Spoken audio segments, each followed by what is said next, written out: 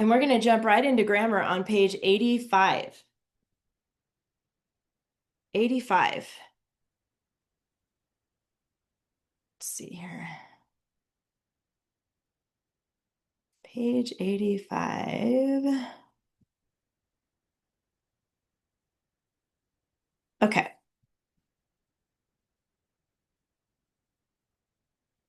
We are talking about quotation marks today. And by the way, if you have a Post-it note near you with your supplies, I recommend marking this page quotation marks because this will help when you're writing fiction stories that have characters talking to each other.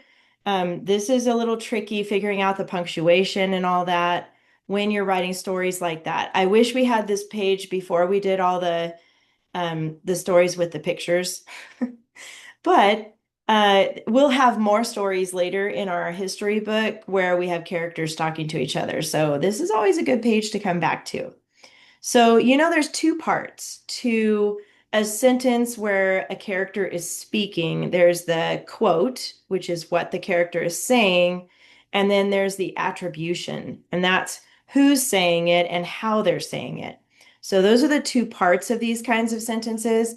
And if you mark it, just this Post-it, put quotation marks just to help you remember how to use those punctuations here. This first example has the attribution first and then the quote. So it says, the stranger cried, comma, quote, obviously, I'm not afraid. So notice the comma after the attribution, but the first word of the spoken words, the quote, is always going to be capitalized. Even though there's no period here, it's because it's the first word of the sentence they're saying. So that has to be capitalized. And then notice that the punctuation at the end of the quote is always on the inside of the quotation mark. So period, then quote. I know those are little tiny details and it's tedious, but it's really important to get that right. So this is the proper way to do punctuation when you're having characters speak to each other. This one has the attribution in the middle. So it says, obviously, comma, I'm just kidding. It's the attribution at the end. Sorry, I got messed up. Obviously, I am not afraid, comma, the stranger cried. So here is the beginning with the attribution, the stranger cried, and here it is at the end. So there's a comma after afraid. We don't need a period here because the attribution follows that. And there's no capital after that comma. This one is the one I thought I was reading next, but this is the one where the attribution is in the middle. Obviously, comma, the stranger cried, comma, I am not afraid, period. And then here's an example without an attribution. You can cross the stream after I do. Sometimes when you have characters that are talking back and forth a lot in a story, you can just drop the attribution and then it makes it a little easier to read. When you know who's speaking and what they're saying, you can kind of just keep it going like that. Regardless of where the attribution comes in relation to the quoted sentence, capitalization and punctuation rules remain the same. So here are the rules right here. These are the rules. Place quotation marks around the words that are spoken. Got that. Capitalize the first word of the quoted sentence. That's true all the time. Capitalize the first word of the attribution when it begins the sentence. If it's not at the beginning, then you don't need to capitalize that. And then if the quoted sentence makes a statement, place a period inside the closing quotation mark unless the attribution follows. Remember, when the attribution comes at the end, like this one, it's just a comma. And then if the quoted sentence asks a question, place a question mark inside the closing quotation mark. If the quoted sentence expresses strong emotion, place an exclamation mark inside the closing quotation mark. So those two with the question mark and the exclamation mark, those are always going to be there when the quote comes first So that's the only time it's different than this. There's no comma. If it's a question, you have to have the question mark in there and then the attribution after that. Okay. And the attribution would be capitalized after that. All right. Here we go. Here's some instructions on how to fix it. Basically, you're going to do what you normally do. Do the 3 lines under the words that should be capitalized, and then it's going to forget some of the punctuation. That's why this page is going to be handy in this book. So here's the attribution is at the beginning. Robin demanded, get off the log, period, quotation mark. You don't scare me, the stranger replied. So this one, since the quote is first, we only need a comma here. This one could be an exclamation point here. I mean, or exclamation mark here. But the way they are wanting to put it is with a comma. All right. Any questions about quotations and stuff? No? Hi, William. I see you. Happy New Year. There's a little more on 86. Go ahead and turn to 86. Indentation, we know what that is. When we leave a space at the beginning of a paragraph, it's just signaling that it's a new paragraph. I like to use a 2-finger space if I'm using my fingers. I mean, I know that's like little kid stuff, but just leave an extra space there when you're starting a new paragraph. But did you know there's reasons to start new paragraphs? I know when we write our keyword outlines, we have Roman numerals. That's a reason to start a new paragraph when we have a structure like that. But sometimes in a fiction story, remember, fiction stories are made up stories.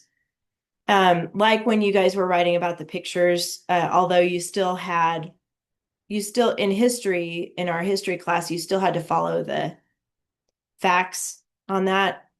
But if you remember last year when you were writing about pictures like the drone pictures, or, trying to remember some of the stories like Dog and Table, I think was in your class. Anyway, those are fiction stories when you're totally making up the characters, the names, the situation, all that. There are 4 reasons to start a new paragraph.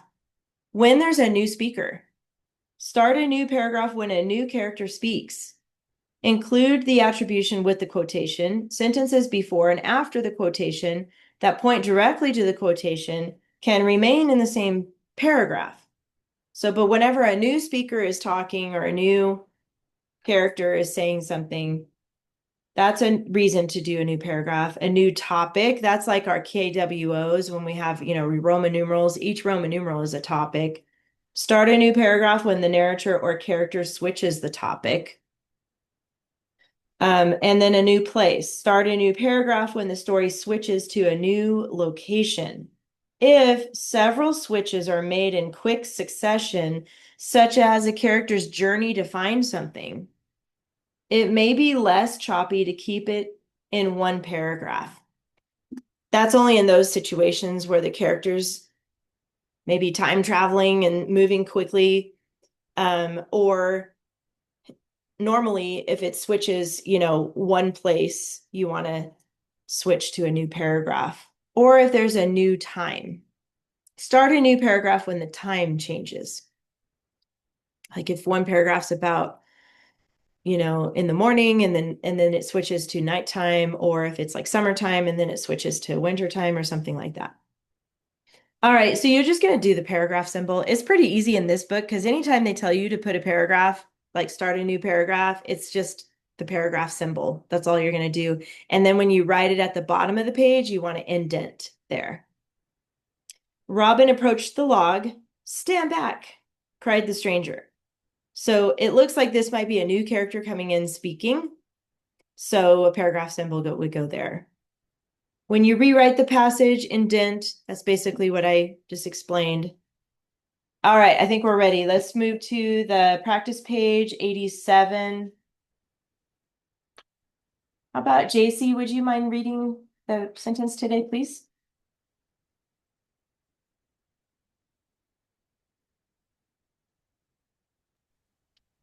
You joke like a fool, bellowed Robin. I could fire this arrow through your heart. Nice. Okay, bellowed. Anybody know what bellowed means?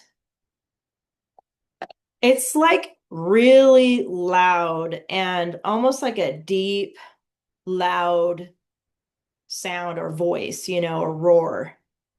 It's like a man's deep, loud voice. So he's saying you joke like a fool. So he's like, you joke like a fool, like that. But of course, it doesn't sound so scary coming from me.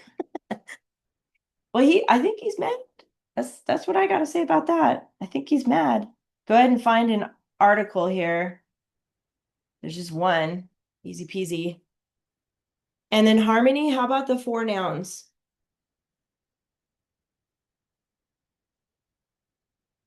From the first one. Fool, Good.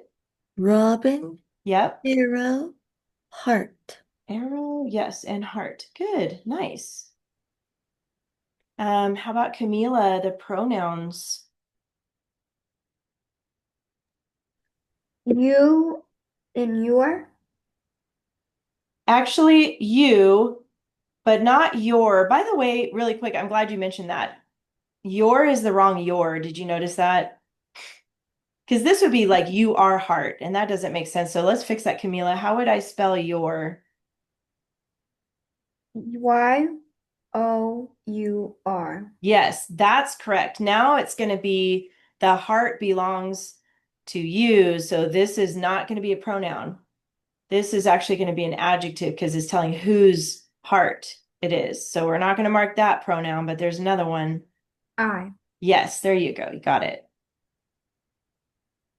All right. Well, we already talked about this one. So let's just label that your an adjective. There's one more adjective, William. Do you see the other one? Below. Wait, say it again. Bellowed. That's going to be a verb, so it's not bellowed. We're looking for something to describe a noun. If you look at arrow, which arrow is it? This. This is actually an adjective because it's telling which one it is. This arrow. All right. JC, do you already see the prepositional phrases? Do you see them in there yet? Is the first one through your heart? Through your heart, that's one. Yeah, the other one's a little more tricky. Anybody else see it? The other, you do, Camila? Oh, Harmony, you got it? What is it? Like a fool. There you go, like a fool. So we don't see like very often. That's actually a preposition. Is that what you were going to say, Camila? Yeah, okay, cool. I saw that you had it. Good. Normally we skip that and come back to it, but I thought it'd be fun to try it. How about I am going to skip main clauses, so let's do verbs next. So, how about Camila, where are the verbs at? Joke. Good. Bellowed. Yep. Fire. Good. And could. Good. That's a helping verb. Could fire. Fire sometimes is a noun, but the way it is worded in this sentence, it is a verb. You're correct about that. All right. So now the subjects, William, who's doing these things? There's three subjects. I, Yeah. Robin, and you. Not Robin, because actually it is Robin. Sorry. Robin. And then what was the other one? You. You. Okay, you're right. So this is the one Robin goes with bellowed. Normally the verb comes after the subject, but in this situation it's right before. But you're right. It's Robin who bellowed, but it's you. You is the subject here that goes with joke. Good job. All right, main clauses. What do you think, JC? Is the first one you joke like a fool? It is. It's a little tricky because we don't have the punctuation in here yet, but that is a quote. That's one. And then I could fire this arrow through your heart. Yep. That's two. And there's one more. Bellowed Robin. Yeah, bellowed Robin. Now that's one of those really small ones, but remember the main clause has to have a subject verb pair. So that works, even though it's just two words. It's technically a clause. All right. Indent, we already know. We're just going to put that right there. Let's figure out the quote. So where do the quotation marks go, Harmony?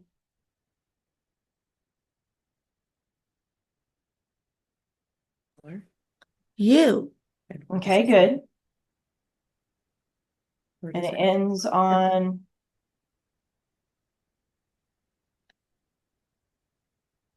A period. No. What word does it end on, the quotation marks? A quotation mark. What word is that? Fool. yeah, fool. Okay, that's one thing he says. And then where do the other quotation marks go? Where else does it start? Tell her what word. I could. Okay, I. And then where does it end? Wait. I Where does it end? What word? heart. There you go. Good. So he's saying, you joke like a fool. I could fire this arrow through your heart. Good. I skipped capitals because we kind of need to figure out where things are first. So how about the end marks, Camila? Where do the end marks go and what do you think they should be?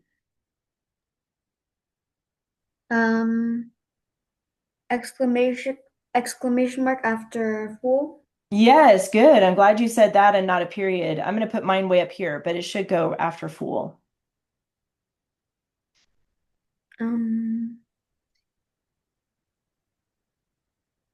And fire this arrow through your heart, period. That one is actually also going to be an exclamation point or a mark, exclamation mark. Because he's yelling, he's bellowing, so we can assume he has strong emotion. So, yep, right there is good. Now we know where the capitals go, so go ahead and fix those. Now, bellowed, actually, and I messed up when I said this earlier.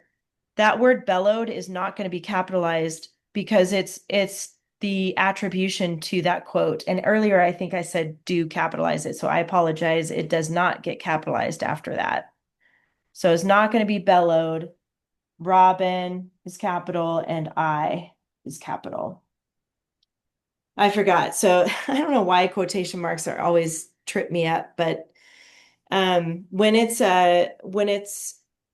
the attribution is after the quote, no matter what, it's going to be, hold on, now that I say that, my goodness.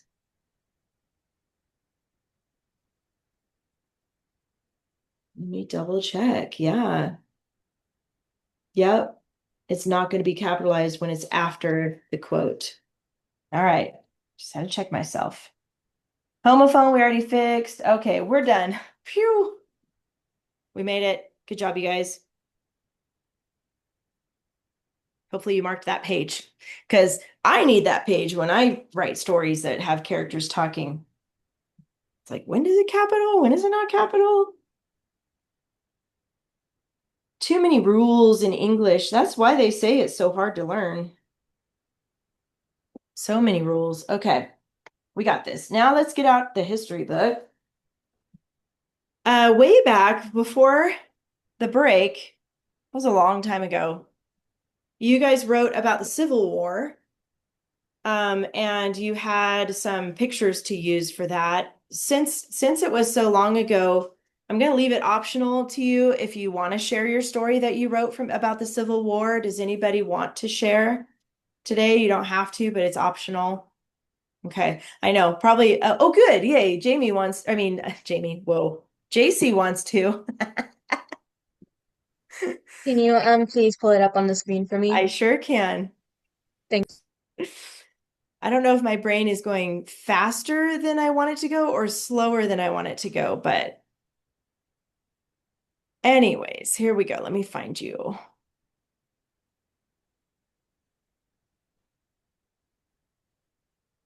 Okay.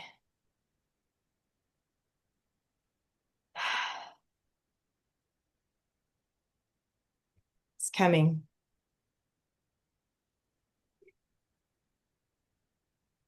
It's coming. Okay, let me make it a little bigger. Okay. There you go. a young sergeant. During the Civil War, three brothers named Jim, Ted, and Austin were fighting against the South. Jim and Ted were soldiers, while Austin was a young drummer boy. One day, all three of them heard rapid beeping, which was an indicator that the Southern Army was moving close to their area. Jim and Ted quickly grabbed their weapons and marched to the huge battlefield with several other soldiers. Austin was very nervous for his brothers because he didn't want them to get injured. Eventually, the brothers arrived at the battlefield and warily waited for the Confederates to approach. After a while, Austin noticed the Southern army creeping closer from afar. When the Southern troop was close, the Northern troop began charging at them. Austin watched in terror as guns went off and the furious soldiers angrily yelled at each other. Eventually, the Southern army decided to head back to their base camp because most of them were hurt and needed to recover.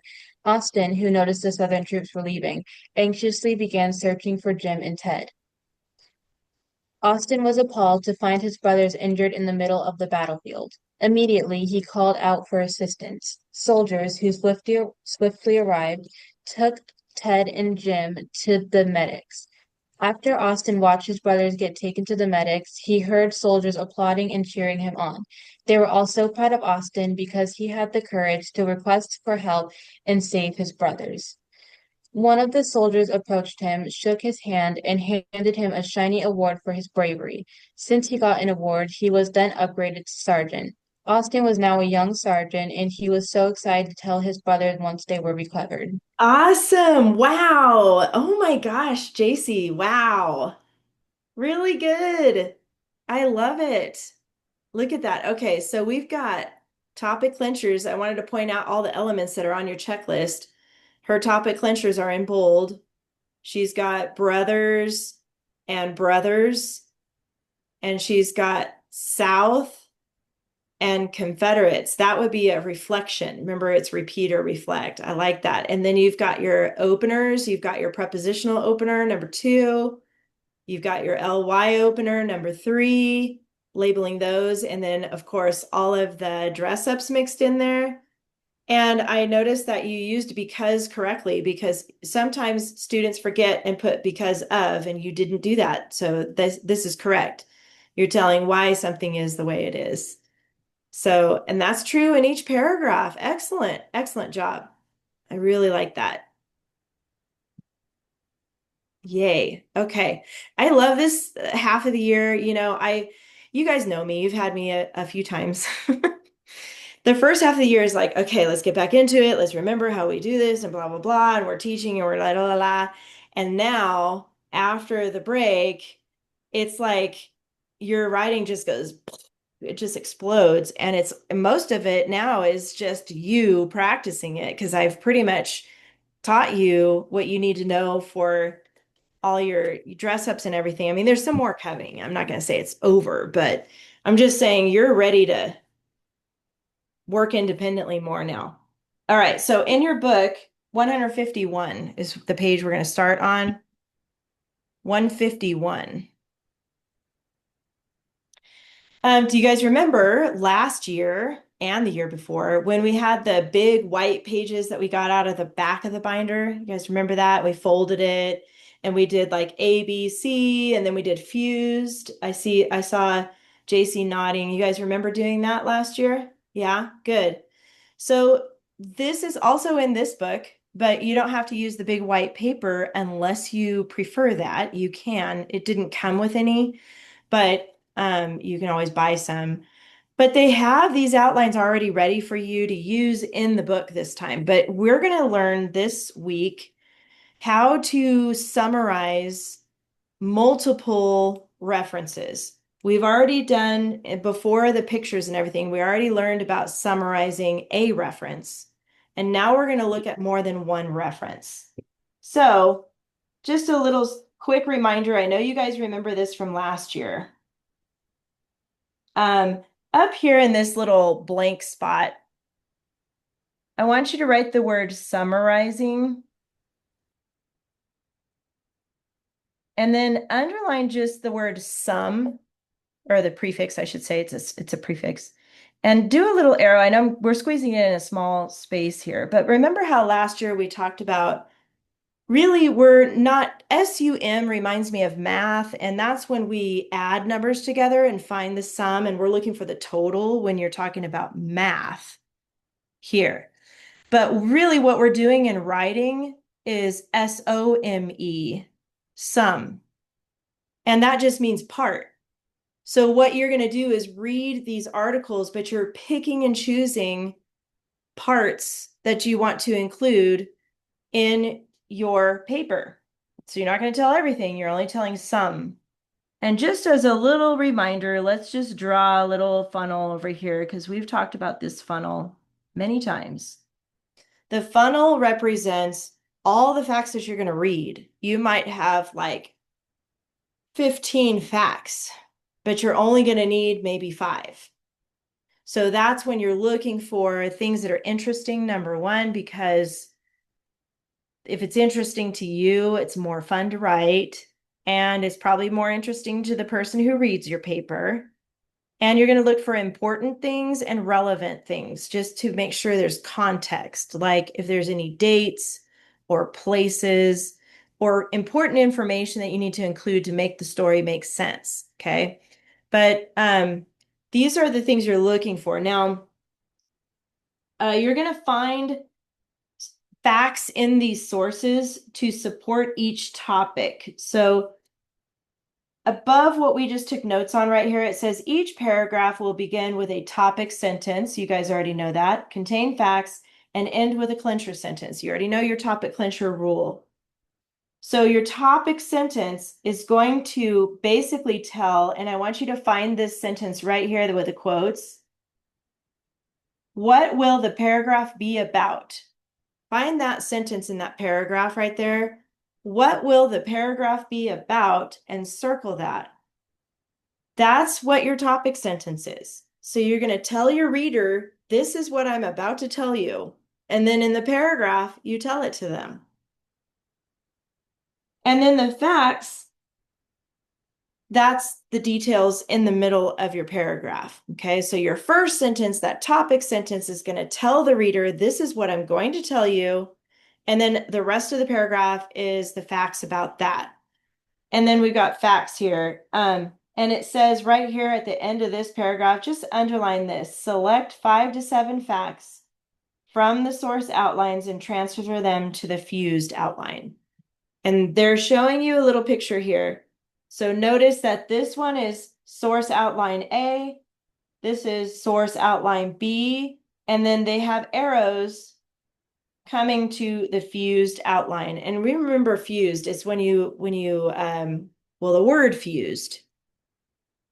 Who wants to explain that? Like what does the word fused actually mean? Do you guys know?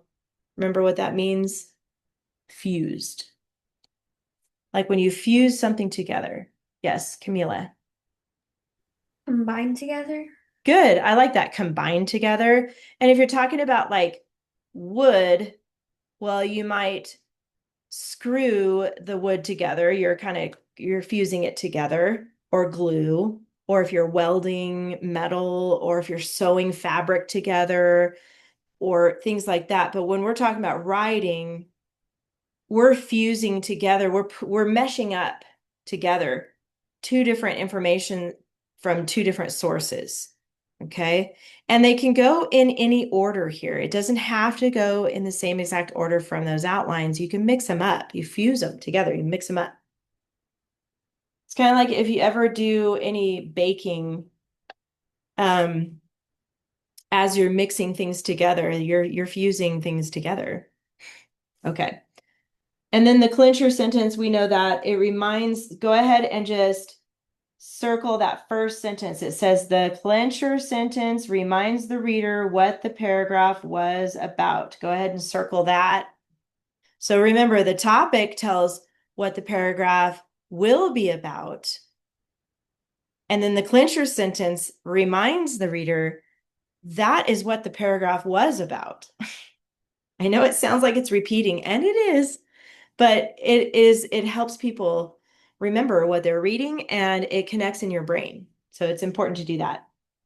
All right, let's, I have a little video I want to show you. We're going to talk about the Oklahoma land rush of 1889. The Oklahoma land rush. So this is a really interesting period of time where, okay, let's remember, we just talked about the Civil War. That was between the Americans, right? And a lot of the Native Americans got mixed up in that war. Remember, the Native Americans were actually in America first. And that Civil War affected them too. A lot of them died. And then they went through the whole transition with slavery and all that. And now we're at the point where now there's a rush. There's a rush of settlers coming into Oklahoma. And it did affect the Native Americans' way of life because they were there. And there was a deal that they made. Remember, Oklahoma. Well, let me just show you the video and we'll talk a little bit more about that. Let me share this really quick. I'm having trouble multitasking. Okay, oops. Oh, man. Just kidding. Hang on.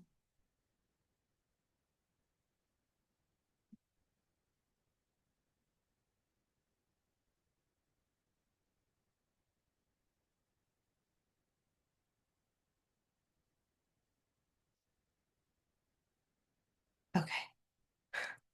To get the sound connected.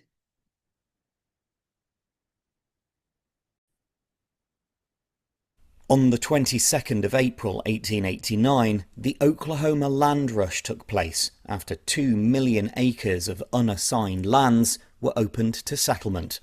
Welcome to History Pod.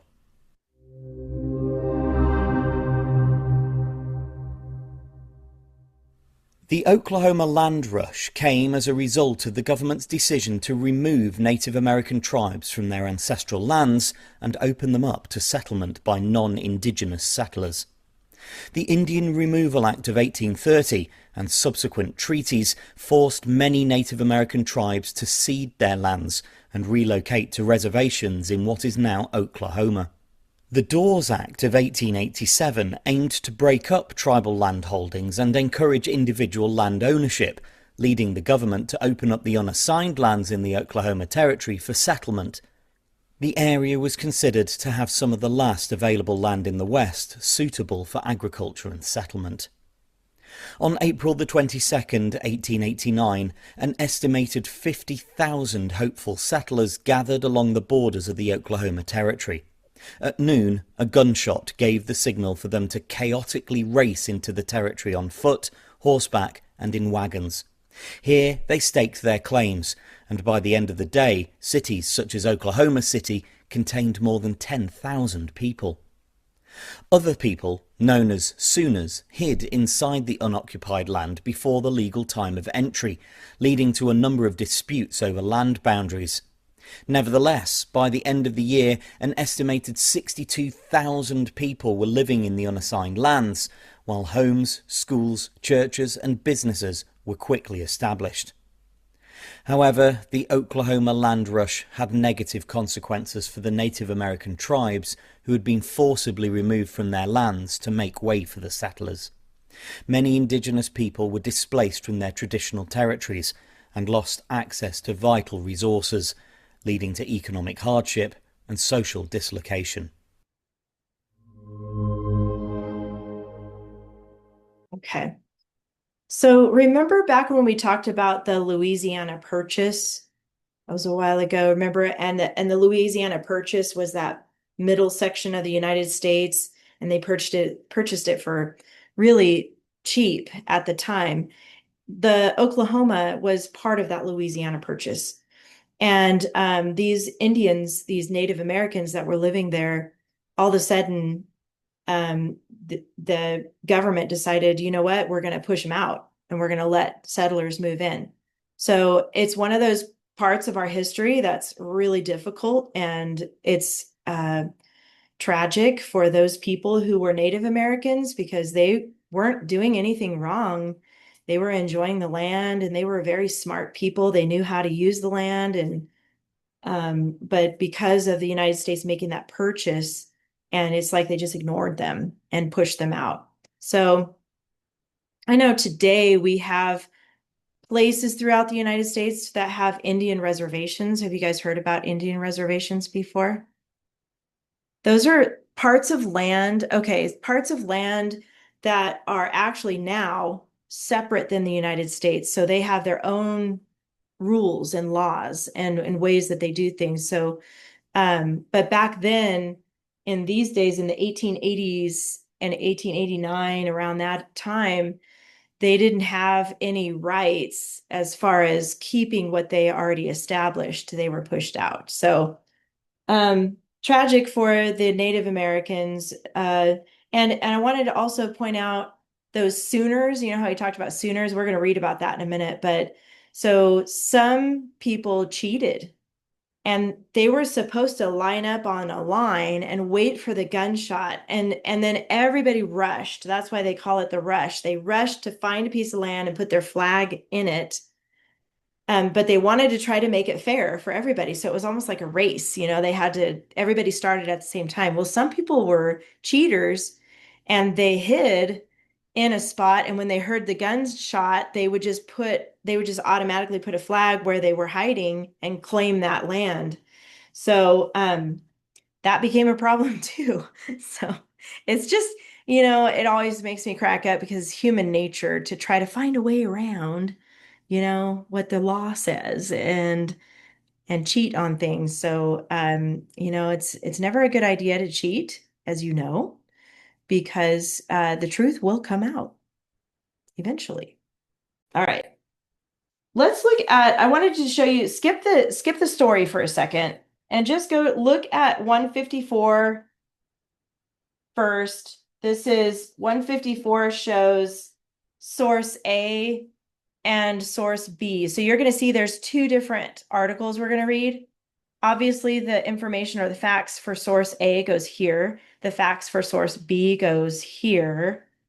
And then if you go look at 155, this is where they've put your fused outline. So like I said earlier, you don't have to use the big white page unless you like that and you want to use that. You can see if your mom can buy some of that stuff or your parent. But we'll just use the book for today. But this is where the fused goes. So you're going to do A and B and then mix them up here on the fused. All right, any questions about the video or anything so far about this? Okay. All right, so go back to A. This is page 152. This is the article that we're going to read first.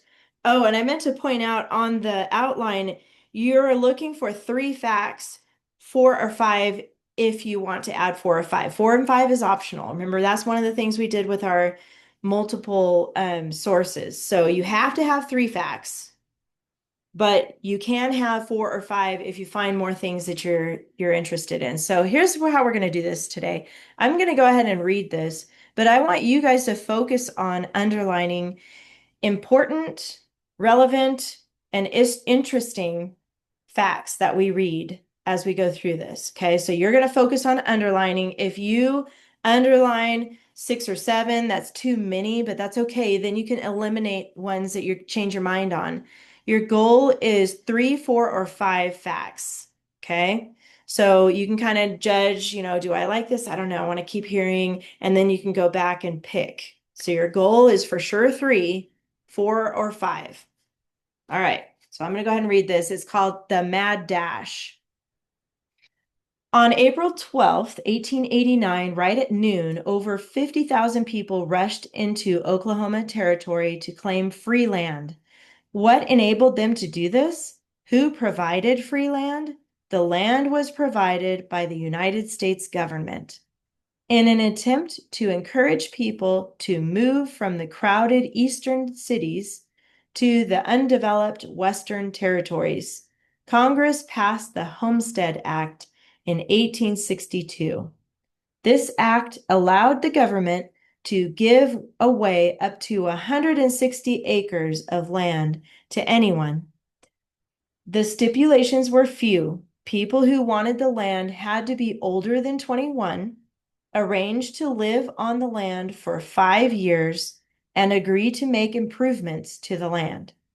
The only fee that potential landowners had to pay to the government was an $18 filing fee, which made the claim official. So it was basically free land, but they had to pay for the paperwork, which was $18, which probably today might have been a couple $100. You know how inflation happens over the years. So but it's not crazy. It's not like thousands or millions of dollars. Okay. This Homestead Act offered new hope to struggling farmers, freed slaves, and immigrants. Different territories opened at different times. On April 22nd, 1889, almost 2 million acres, 2 million acres in Oklahoma were scheduled to become available. In anticipation, thousands of people prepared to claim land.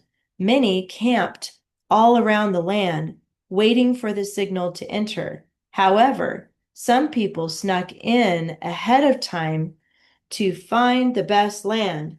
They were called the Sooners. Once the cannons boomed at noon, people quickly dashed in and claimed the land. Within a short period of time, cities, farms, and ranches were established. By 1907, Oklahoma officially became the 46th state of the United States. That's a lot of land, 2 million acres. And it was an exciting time for farmers and slaves too, because this is when after the Civil War happened and the North won that war and then slavery was abolished at that time. The slaves were allowed to be free now, so it helped them have a place to go. And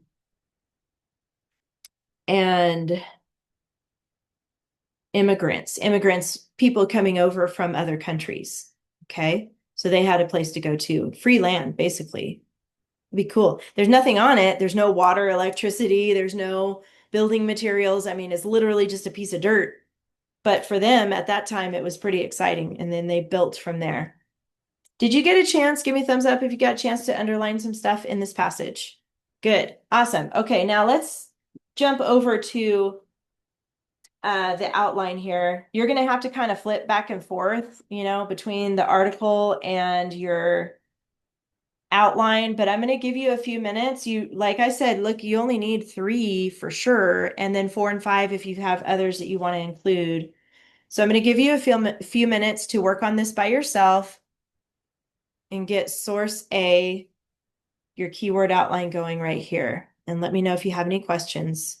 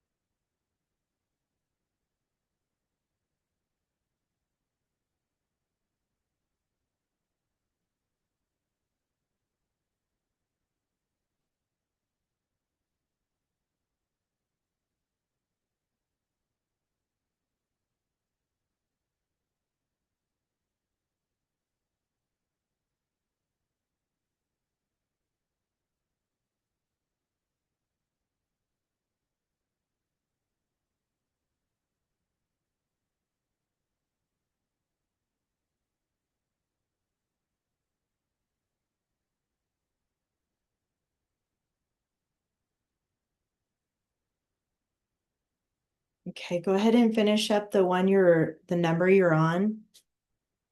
It's okay if you're not finished with the whole outline yet. Just finish the words you're on.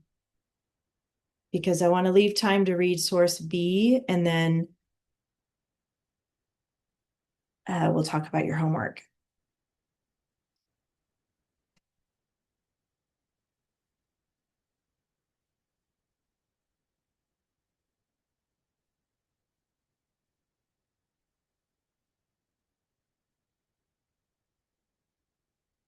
Okay, after you finish that up, go to 153.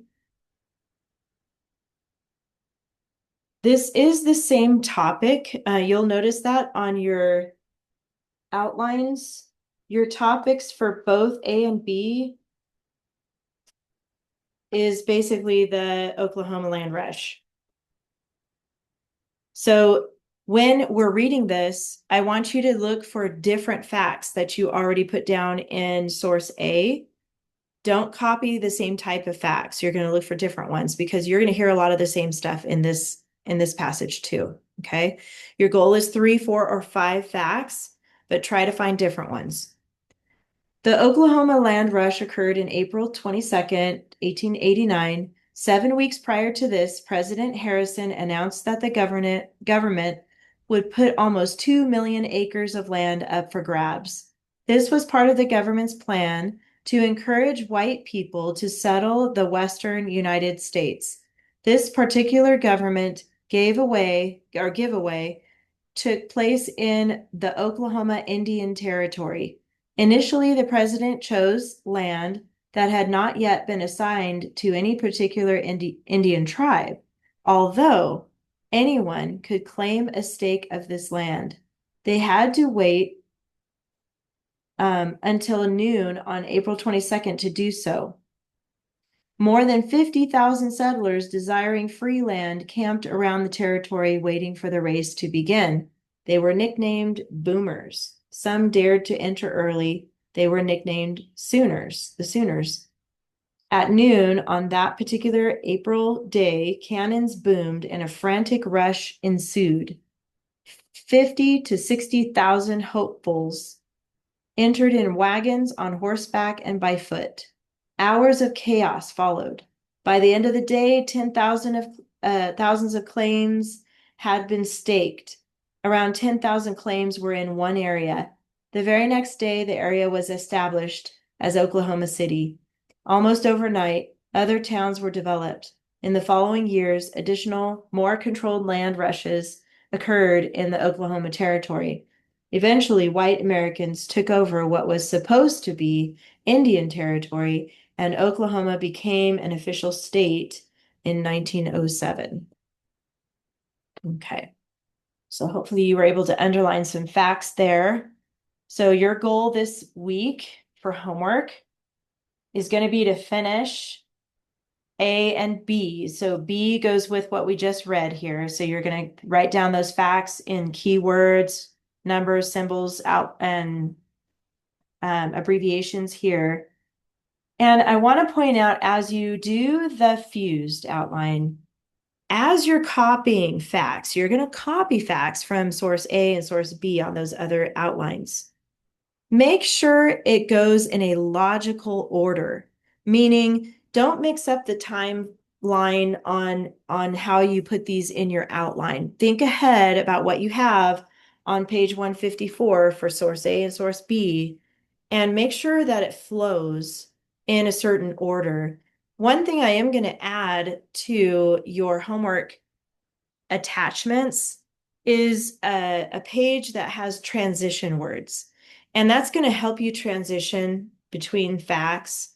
You can use it if you need it. You don't have to, but I will attach it to your homework. But the goal is to tell the story of the Oklahoma land rush in chronological order. So when you're copying those facts, make sure they flow. Okay. And you do have 6 and 7 in parentheses. Then you're only writing one paragraph this week. So it's not too bad. All right. Let's look at this page 156. On your checklist, you do have a prepositional opener and an ly opener still. And it does say here's a place to practice that and come up with some ideas on how you want to use those openers. And then the dress ups, it says, although this lesson does not contain specific practice exercises for the 6 dress ups you have learned, you must include one of each in your paragraph that you write. So you do need all 6 dress ups. Look at your KWO and consider where you can include various clauses as well as verbs, quality adjectives, ly adverbs. When you write your paper, follow your checklist. So they're just suggesting on that page with the fused outline, you can take notes on there where you want to put your who, which, where you want to put your ly ahead of time. So when you go to write, you already have it in your head how you want to use it in those sentences. That's what it's suggesting. And then, of course, we have vocabulary words. So let's look at those in the back of your book on page 323. 323. And this is week 16. Oh, and guess what? I should have read that paragraph first. It goes from 15 to 18. So guess what? No new vocabulary words, which is good. However, I still want you to use 2. That's usually what we use in our papers, but you can use any from 15 and before. So you can choose which vocabulary words you want to use, any of those from lesson 1 through 15. Does that make sense? Since we don't have a 16, you can choose any of them from lessons 1 to 15. And I'll make sure to put that in the Google Classroom too. Any questions about that? About the vocabulary words? Okay. And just here's your checklist. Make sure you use this. I will be grading your paper based on what you do and if you have everything on here. So you've got your 6 dress ups, and don't forget your topic clincher is still here. Okay, that's on here too. 6 dress ups, prepositional, ly adverb opener, and watch out for these banned words. Go, went, say, said, good, bad, pretty, big, small. All right. Any questions about homework this week? Okay, no questions. All right, good job, you guys. That's it for today. So have a good week, and I'll see you guys next week. Bye. Have a good one. Bye, Harmony. Bye, JC. Happy birthday.